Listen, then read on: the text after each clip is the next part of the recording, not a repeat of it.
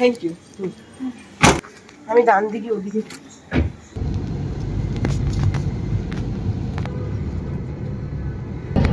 রাতের বাসে জানি তো প্রথমবার। এখন আমরা সেই ফেমাস জায়গাটায় নেমে গেছি, সেটা হচ্ছে কি বলে কোলাঘাট। তো এখন আমরা পৌঁছে গেছি দীঘাতে। এখন বাজে হচ্ছে সকাল 4টে। হাঁটতে হাঁটতে মোহনার অনেকটা সামনে চলে এসেছি।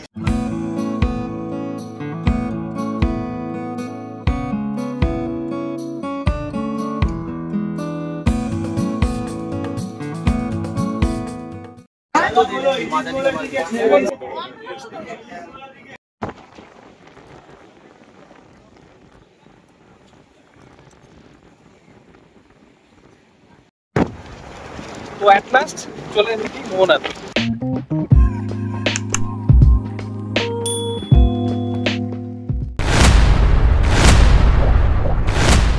Hello friends, welcome back to whatever life once again. তোমাদের আরও একবার স্বাগত আমাদের চ্যানেলে। আমরা এই বছর দুদিনের ছুটিতে চলে গেছিলাম দীঘা। বাঙালির কমল ঘুরতে যাওয়ার মধ্যে রয়েছে দীপুদা, আর সেই দীপুদার দীঘা এবারে সেজে উঠেছে অন্য রূপে। আর এবারের নতুন আকর্ষণ ছিল জগন্নাথ মন্দির। আমাদের এইবারের জার্নিটা একটু অন্যরকম ছিল, আর সেটা ছিল মধ্যরাতের। আমরা যথারীতি রেডি হয়ে অনলাইন ক্যাব বুক করে বেরিয়ে পড়লাম ধর্মতলা থেকে বাস ধরবো বলে।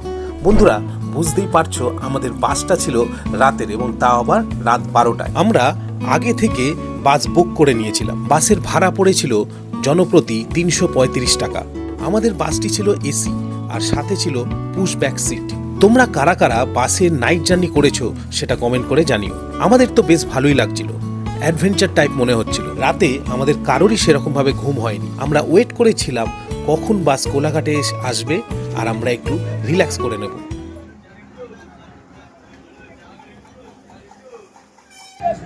এখন আমরা সেই ফেমাস জায়গাটায় নেমে গেছি, সেটা হচ্ছে কি বলে কোলাঘাট।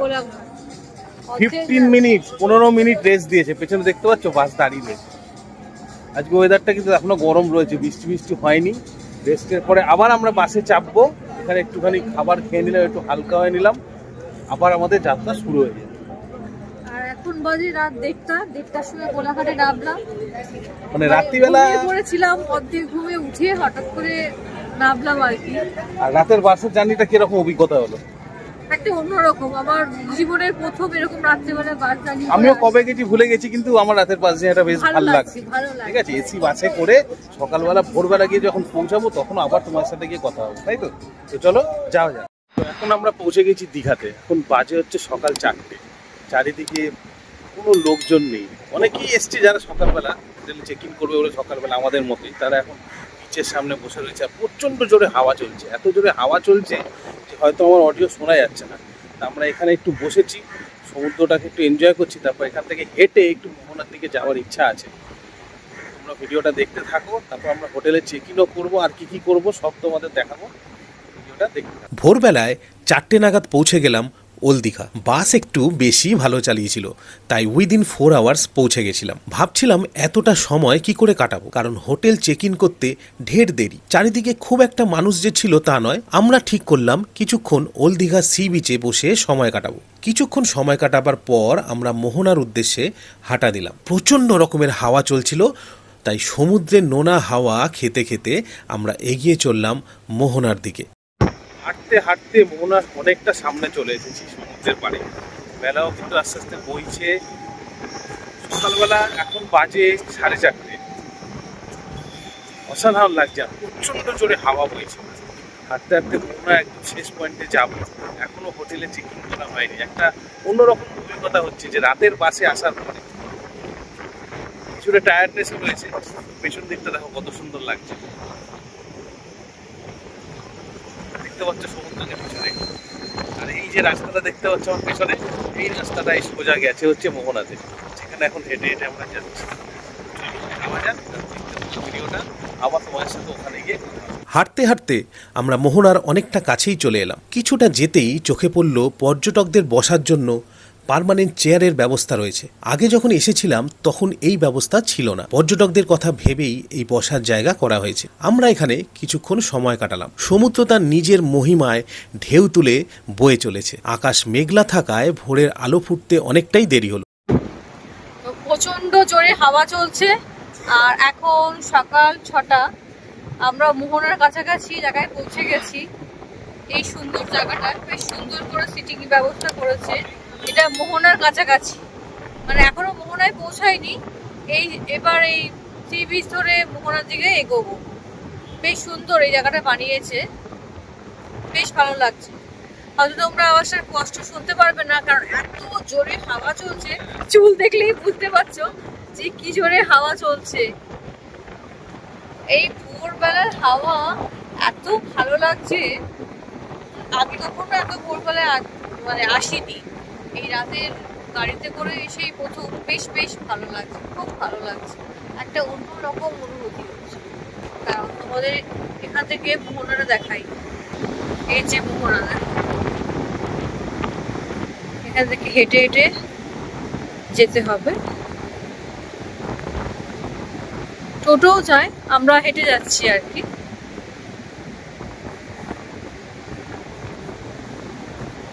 জাস্ট সি বিচটা দেখো। এখন আমরা চলে এসেছি মোহনার খুব কাছাকাছি, দূর বাকি রয়েছে, হেঁটে হেঁটে যেতে হবে। তার আগে যে জায়গাটায় রয়েছে, যেটা যখন লাস্ট টাইম এসেছিলাম সেখানে বসার জায়গাগুলো ছিল না। এখন শুধু আমরাই রয়েছি আর প্রচন্ড জোরে হাওয়া চলছে। হয়তো অডিওটা ক্লিয়ার আসবে না, তাও চেষ্টা করছি যাতে তোমরা শুনতে পারো।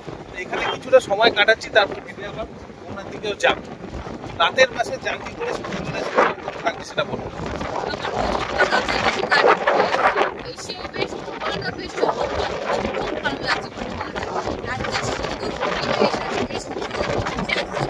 সূর্যোদয়টা দেখতে পাবো না, মেঘলা চলছে, দেখা যাক কি হয়। প্রচন্ড মেঘলা।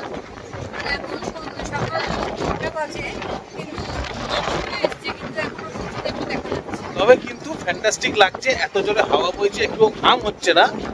এখান থেকে এগিয়ে আমরা মোহনার দিকে যাব, তারপর ওখানে গিয়ে আবার তোমার সাথে কথা হবে। তার জন্য ভিডিওটা তোমরা দেখতে থাকো।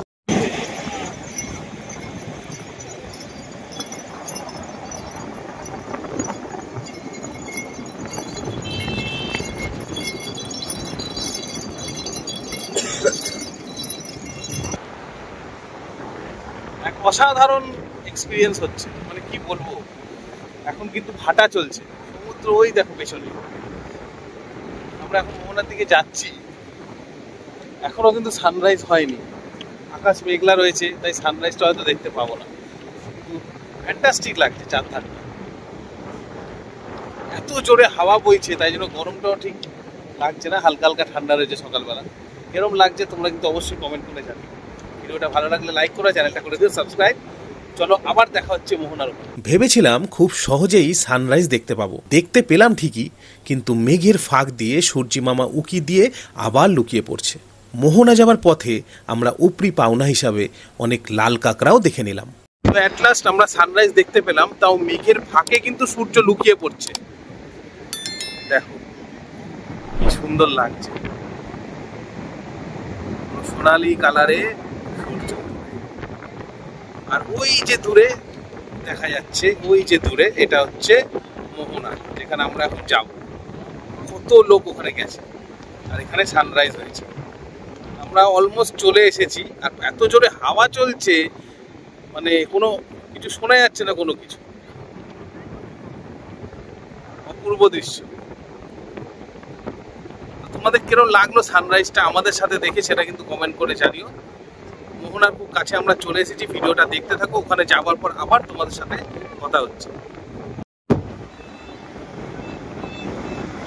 এখানে রয়েছে লাল কাঁকড়া, সামনে গেলেই পালিয়ে যাবে। দেখো, আস্তে আস্তে যাওয়ার চেষ্টা করি, যেটা আমরা তালসারি বিচে গেলে দেখতে পাই। এই দেখো, সব পটপট করে নিচে ঢুকে যাচ্ছে। এই দেখো, ঢুকে গেল। কত বড় বড় গর্ত বানিয়েছে লাল কাঁকড়ারা।